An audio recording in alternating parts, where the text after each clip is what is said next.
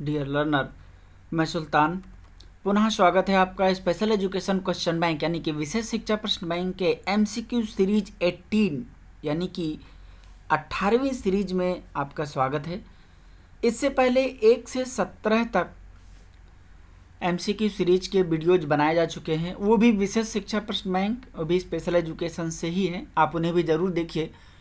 उन सभी का लिंक यानी कि उन सभी वीडियोस का लिंक भी इस एमसीक्यू सीरीज 18 के वीडियो के डिस्क्रिप्शन बॉक्स में दे दिया जाएगा। आप उन्हें ज़रूर देखिए। बेहतरीन प्रश्न हैं, विभिन्न प्रकार के एग्ज़ाम के दृष्टिकोण से बहुत उपयोगी हैं।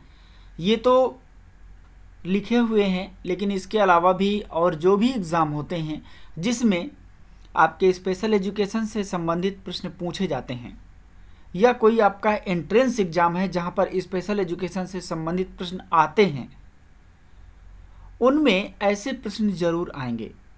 क्योंकि स्पेशल एजुकेशन के विभिन्न क्षेत्रों में, चाहे वो एक्ट्स हों, चाहे वो किसी भी प्रकार की योजनाएं हों, चाहे वो कुछ भी हो, सभी से वीडियोज़ बनाया जाता है और वो वीडियोज़ में विभिन्न प्रकार के इसी से रिलेटेड प्रश्न रहते हैं। तो आप ज़रूर देखिए, वीडियो को पूरा देखिए, अंत तक देखिए, ताकि आप पूरा लाभ उठा सकें। तो चलिए स्टार्ट करते हैं। एमसीक्यू सीरीज 18 यानी कि 18वें का ये रहा आपके सामने पहला सवाल। इससे पहले यदि आपने वीडियो को अभी तक लाइक नहीं किया तो लाइक कर लीजिए, एंड यदि चैनल में पहली बार है तो सब्सक्राइब कर लीजिए ताकि आने वाले न्यू वीडियो का नोटिफिकेशन आपको तुरंत मिल जाए। तो चलिए स्टार्ट करते हैं। एमसीक्यू सीरीज 18 का पहला सवाल जो कि आपके सामने है कि टीच TEACCH कार्यक्रम अधिकांशतः किस प्रकार के बालक के शिक्षण के लिए प्रयोग किया जाता है। तो चलिए ऑप्शन देखते हैं। ऑप्शन ए लर्निंग डिसेबल्ड यानी कि अधिगम क्षमता के लिए, ऑप्शन बी ऑटिस्टिक यानी कि शालीनता से जो ग्रसित होते हैं उन बच्चों के लिए, ऑप्शन सी इंटेलेक्चुअल डिसेबल्ड यानी कि बौद्धिक अक्षम बच्चों के लिए, या ऑप्शन डी स्लो लर्नर जो धीमा सीखते हैं उनके लिए। तो इसका सही जवाब है ऑप्शन बी ऑटिस्टिक यानी कि शालीन, ऑटिस्टिक चाइल्ड भी कह सकते हैं, यानी कि शालीन बच्चों के लिए। क्वेश्चन नंबर 2 यानी कि प्रश्न 2 में आपका स्वागत है। देखिए आप, बहुत ही महत्वपूर्ण प्रश्न है जो कि प्रेजेंट टाइम में सब लोग इसी को बनाने में लगे हुए हैं। प्रश्न दूसरा है कि निम्नलिखित में से समावेशी शिक्षा के सिद्धांत हैं। Option a equity and equal opportunities यानी कि समता एवं समान अवसर, ऑप्शन बी सामाजिक अस्तित्व एवं वैश्वीकरण, ऑप्शन सी विश्व बंधुता, ऑप्शन डी सामाजिक संतुलन। तो इसका सही जवाब है ऑप्शन ए समता एवं समान अवसर। क्योंकि सामाजिक संतुलन अपने आप हो जाएगा जब हम समानता के अवसर प्रदान करेंगे, उन्हें इक्विटी देंगे, समता देंगे, उन्हें समान मानेंगे, समाज के हिस्सेदार मानेंगे, और उनका भी सामाजिक अस्तित्व तब बन पाएगा जब वो उनको ये समान अवसर दिया जाएगा। तो इसलिए बेहतर ऑप्शन है, इसलिए क्वेश्चन नंबर 2 का ऑप्शन ए सही होगा। क्वेश्चन नंबर 3 जो आपके सामने है कि समावेशी शिक्षा का परम उद्देश्य क्या है, जो अल्टीमेट ऑब्जेक्टिव है या कहीं कि अल्टीमेट गोल है, वो क्या है इंक्लूसिव एजुकेशन का। Option A provide equal opportunity यानी कि समान अवसर प्रदान करना, option B protection of rights यानी कि अधिकारों का संरक्षण, option C adding to the mainstream of social यानी कि समाज की मुख्य धारा में जोड़ना, and option D advocacy of disabled children यानी कि विकलांग बच्चों की वकालत करना। तो इसका सही जवाब है वो है option C adding to the mainstream of social यानी कि समाज की मुख्य धारा में जोड़ना। अब आपका सवाल होगा कि सर पहला ऑप्शन, दूसरा ऑप्शन और चौथा ऑप्शन क्यों नहीं सही है। तो जब आप समान अवसर देंगे तभी तो वो समाज की मुख्य धारा में जुड़ पाएगा। जब उनके अधिकारों का संरक्षण करेंगे तब तो वो समाज की मुख्य धारा में जुड़ेगा। जब उनके विकलांग बच्चे जो हैं उनकी वकालत करेंगे, उनकी एडवोकेसी करेंगे, उनको जानकारी नहीं मिलती, उनको जागरूकता नहीं होती, उनको सही से शिक्षा नहीं मिलती, उनके अधिकारों का उल्लंघन होता है, तो तब वो अपने आप समाज की मुख्य धारा में जुट जाएंगे। तो इसलिए जो समाज की मुख्य धारा उसका अंतिम उद्देश्य है। और समाज की मुख्य धारा का मतलब है कि जिस तरीके से आम इंसान, एक सामान्य बच्चा या व्यक्ति अपना जीवन यापन समान अधिकारों के साथ अपना कर रहा है, उसी तरीके से इनको भी समाज से अलग ना किया जाए, तब वो जाकर के माना जाता है कि समाज की मुख्य धारा है। क्वेश्चन नंबर 4 जो आपके सामने है कि निम्नलिखित में से कौन सी विशेषता विशिष्ट बालक की है, यानी कि जो स्पेशल चाइल्ड होते हैं उनकी कौन सी विशेषताएं होती हैं और इनमें से कौन सी है। तो चलिए देखते हैं। ऑप्शन ए, हैंडीकैप यानी कि विकलांगता विशिष्ट बालक की एक पहचान है या विशेषता है। ऑप्शन बी, स्लो लर्नर यानी कि धीमा सीखने वाले को हम विशिष्ट बालक कहते हैं, बिल्कुल। ऑप्शन सी, एजुकेशनल बैकवर्ड जो शैक्षिक पिछड़ापन होता है उन्हें हम विशिष्ट बालक कहते हैं, तो बिल्कुल कहते हैं। Option D, all those children who are different from normal and average category, यानी कि जो इसकी हिंदी है कि वो सभी बच्चे जो सामान्य और औसत श्रेणी से भिन्न होते हैं। तो जो इसका सही ऑप्शन है ऑप्शन डी, कि वो सभी बच्चे जो सामान्य और औसत श्रेणी से भिन्न होते हैं। देखिए, अगर आप ऑप्शन ए कह देंगे यानी तो इसका मतलब ये हो जाएगा केवल विकलांगता ही है जो विशिष्ट बालक की विशेषता है, या फिर अपना बी कह देंगे तो फिर केवल वही हो जाएगा, इसके अलावा कुछ नहीं हो सकता। तो इसीलिए ना ही सी, तो इसलिए डी ऑप्शन है कि वो सभी बच्चे, क्योंकि जितने ऊपर तीनों लिखे हैं ना तो ये सामान्य में आते हैं ना तो ये औसत में आते हैं, और इसके अलावा भी जो गिफ्टेड चिल्ड्रेन हैं, क्रिएटिव चिल्ड्रेन है, वो भी सभी हमारे विशिष्ट बालक की श्रेणी में ही आते हैं। तो इसलिए ऑप्शन डी सही होगा। क्वेश्चन नंबर 5 जो आपके सामने है और उसका एक ऑप्शन भी आ गया है। तो क्वेश्चन नंबर 5 कहता है कि निम्नलिखित में से सबसे पहले किसने सीपी की असामान्यता के बारे में चिकित्सीय चर्चा की। सीपी मतलब सेरेब्रल पॉल्सी। तो जो एक मेडिकल डिस्कशन है वो किसने सबसे पहले की। ऑप्शन ए, विलियम लिट्स। ऑप्शन बी, कैनर जिसे हम लियो कैनर कहते हैं। Option C, doctor Jitendra Kumar Jain. Option D, बैट्सो। तो इसका जो सही जवाब है वो है ऑप्शन ए, विलियम लिट्स।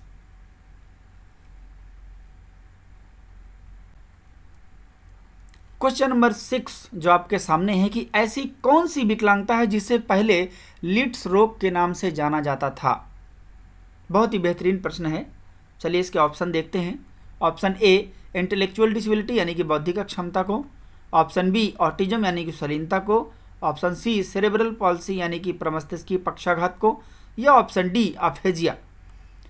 तो जो इसका सही जवाब है वो है ऑप्शन सी, सेरेब्रल पॉल्सी यानी कि प्रमस्तिष्कीय पक्षाघात को पहले लिट्स रोग के नाम से भी जाना जाता था। लेकिन ये फिर बहुत दिन तक नहीं चला, अलग अलग लोग आए और धीरे धीरे परिभाषाएं बदलती गई, नाम बदलते गए। आजकल तो नए नए नामकरण विभिन्न प्रकार के होते रहते हैं जैसे जैसे नया शब्द खोजा जाता है, लेकिन इसे पहले कहा जाता था लिट्स रोग।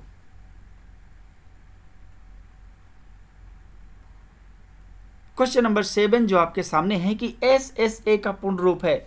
ये जितने भी सवाल हैं ना, इनमें से लगभग 70% आपके PRT एंड TGT जो स्पेशल एजुकेशन DSSB का है उससे लिए गए हैं। अब देखिए जो SSA है इसका पूर्ण रूप भी आपके PRT में आया हुआ है, जो आपको पता है। देखिए कितना सरल है, तो इसलिए मैं इतने सरल फुल नेम नहीं देता था, लेकिन आपकी डिमांड थी कि सर आप वहीं से क्वेश्चन लीजिए। तो देखिए मैं आपको दिखा देता हूँ। Option A, Sarva Shiksha Abhiyan. Option B, secondary school administration यानी कि सेकेंडरी स्कूल प्रशासन। ऑप्शन सी, शिक्षा समिति अभियान।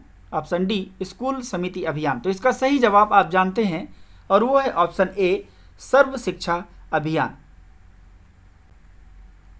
क्वेश्चन नंबर 8 जो आपके सामने है कि मोनोप्लीजिया क्या है। तो चलिए जानते हैं कि मोनोप्लीजिया क्या है, जिसमें से ऑप्शन ए कि व्यक्ति का एक हाथ या एक पैर पर प्रभावित होता है, यानी कि उसे ही हम मोनोप्लीजिया कहते हैं। या ऑप्शन बी, दोनों हाथ प्रभावित होते हैं। या ऑप्शन सी, शरीर में हड्डियां नहीं होती हैं। या ऑप्शन डी, कमर के नीचे का भाग प्रभावित होता है। तो जो इसका सही जवाब है वो है ऑप्शन ए, व्यक्ति का एक हाथ या एक पैर प्रभावित होता है तो उसे हम मोनोप्लीजिया कहते हैं। ये जो मोनोप्लेजिया है ये सीपी का जब हम यानी कि सेरेब्रल पॉल्सी का जब हम वर्गीकरण करते हैं तो उसमें ये उसके वर्गीकरण के प्रकार में मिलता है।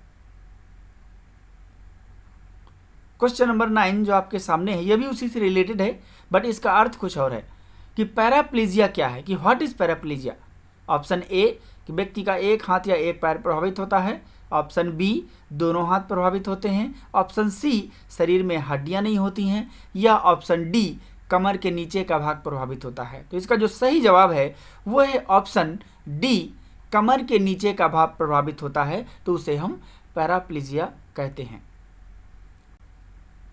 क्वेश्चन नंबर 10 जो आपके सामने है कि कोढ़ अथवा हैसन रोग किस विकलांगता को कहा जाता है। गांव में कहते नहीं कि इसको देखो कोढ़ हो गया है, तो आखिरकार वो कौन सी विकलांगता है।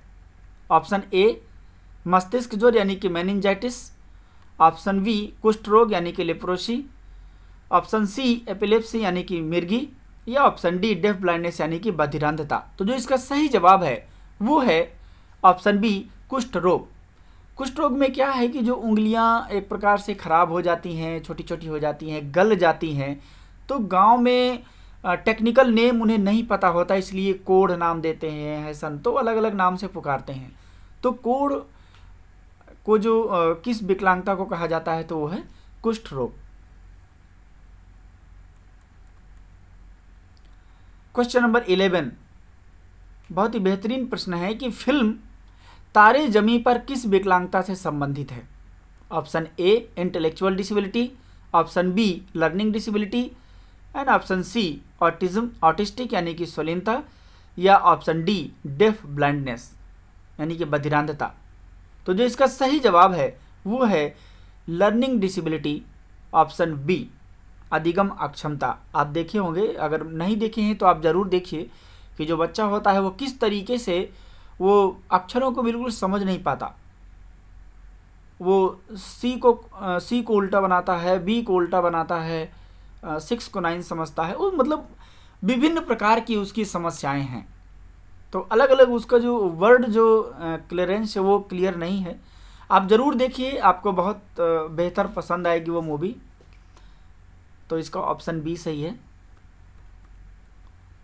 क्वेश्चन नंबर 12 प्रश्न 12 है जो कि बहुत ही महत्वपूर्ण है कि फिल्म ब्लैक किस विकलांगता से संबंधित। ब्लैक BLACK देखिए इसको। ऑप्शन ए इंटेलेक्चुअल डिसेबिलिटी यानी कि बौद्धिक अक्षमता, ऑप्शन बी लर्निंग डिसेबिलिटी यानी कि अधिगम अक्षमता, या ऑप्शन सी ऑटिस्टिक यानी कि स्वलीनता, या ऑप्शन डी डेफ ब्लाइंडनेस यानी कि बधिरांधता। तो इसका जो सही जवाब है वो है ऑप्शन डी डेफ ब्लाइंडनेस यानी कि बधिरांधता। ये ब्लैक मूवी है, आप ज़रूर देखिए, जिसमें अमिताभ बच्चन और रानी मुखर्जी जी हैं। और किस तरीके से ट्रेनिंग दी जाती है, कैसे टीचिंग होती है, वो आपको सारी प्रोसेस आपको मिल जाएगी। जब भी आपको समय मिले, जिस समय आप मनोरंजन करते हैं, आप यूट्यूब में गाना सुनते हैं, कुछ भी एक्टिविटी करते हैं, आप खाना खा रहे हैं, तो उस समय आप इस मूवी को देख सकते हैं और काफ़ी चीज़ें आप सीख सकते हैं इससे। क्वेश्चन नंबर 13 कि RMSA का पूर्ण रूप है। ऑप्शन ए राष्ट्रीय माध्यमिक शिक्षा एडमिनिस्ट्रेशन, ऑप्शन बी राष्ट्रीय माध्यमिक स्कूल असेसमेंट, ऑप्शन सी राष्ट्रीय माध्यमिक शिक्षा अभियान, ऑप्शन डी राष्ट्रीय मिशन शिक्षा अभियान। इसका जो सही जवाब है वो है ऑप्शन सी राष्ट्रीय माध्यमिक शिक्षा अभियान। क्वेश्चन नंबर 14 बहुत लोग यहाँ से पढ़ाई भी किए होंगे। प्रश्न है कि डॉक्टर शकुंतला मिश्रा राष्ट्रीय पुनर्वास विश्वविद्यालय की स्थापना कब हुई थी। जब सवाल आ जाता है तो भले ही हम वहाँ से पढ़े हों, लेकिन अगर हमें ये याद नहीं कि उसकी स्थापना कब हुई तो फिर वहाँ तो हमारा क्वेश्चन का आंसर तो गलत हो जाएगा। इसलिए आपको ये भी जानना जरूरी है, क्योंकि ये पुनर्वास विश्वविद्यालय है और ये आ सकता है और कई जगह कई सवालों में पूछा भी गया है, इसलिए मैंने इसे लिया है। हाँ, आपके PRT में और TGT में अभी तक नहीं आया है, लेकिन हो सकता है आ जाए, क्योंकि ये पुनर्वास विश्वविद्यालय है। तो चलिए देखते हैं।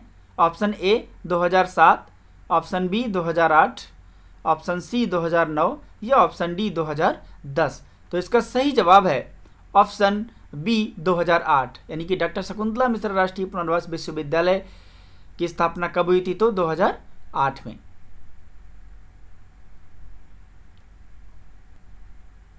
क्वेश्चन नंबर 15 जो आपके सामने है, और ये प्रश्न है कि जगत गुरु रामभद्राचार्य दिव्यांग विश्वविद्यालय की स्थापना कब हुई थी? ये भी डिसेबिलिटी रिलेटेड प्रश्न है और अभी से नहीं है। देखिए मैं आपको बता देता हूं कब हुई है। ऑप्शन ए 25 सितंबर 2001, ऑप्शन बी 26 यानी कि 26 सितंबर 2001, ऑप्शन सी 27 यानी कि 27 सितंबर 2001, ऑप्शन डी 28 यानी कि 28 सितंबर 2001। तो इसका जो सही जवाब है वह है ऑप्शन सी कि 27 सितंबर 2001, यानी कि डॉक्टर शकुंतला मिश्रा से पहले भी यह विद्यालय बन चुका था, पहले ही बन चुका था ये, और डॉक्टर शकुंतला मिश्रा बाद में बना था। तो ये आपको याद करने की ज़रूरत है, क्योंकि हो सकता है कहीं पूछ ले, लेकिन ये जो बड़े बड़े एग्ज़ाम होते हैं, जो विश्वविद्यालय के नाम, उनका पूरा नाम ये ज़रूर पूछ लेता है, उनका सन कब क्या कैसे हुआ। तो ये रहे आज की सीरीज के 15 प्रश्न। मुझे उम्मीद है कि आपको पसंद आए होंगे। कमेंट करके ज़रूर बताइए कि कैसे प्रश्न हैं और क्या ये सीरीज चालू रहे, और प्रश्न किस तरीके के और चाहिए। आप सुझाव ज़रूर दीजिए, कमेंट करिए, सुझाव दीजिए, लाइक करिए, दूसरों को शेयर करिए, ये बहुत ज़रूरी है, इससे मोटिवेशन मिलता है। आपके सुझावों का हमेशा स्वागत है। तब तक के लिए जय हिंद, मिलते हैं अगले सीरीज़ में। Thank you so much. Video देखने के लिए आपका बहुत बहुत धन्यवाद। और ये जो आपके सामने है कि वीडियो को लाइक करिए, इससे मोटिवेशन मिलता है। और यदि आपको वीडियो पसंद नहीं आता तो आप डिसलाइक करिए, लेकिन अपना वोट ज़रूर दीजिए। साथ ही चैनल में पहली बार हैं तो सब्सक्राइब जरूर करिए एंड बेल आइकन को भी प्रेस कर दीजिए, जिससे आने वाले न्यू वीडियो का नोटिफिकेशन भी आपको मिल जाए। साथ ही शेयर ज़रूर करिए दोस्तों तक, क्योंकि बहुत ज़रूरी होता है शेयर करना। अकेले अकेले लाभ उठाना उचित नहीं है। चलिए, थैंक यू सो मच।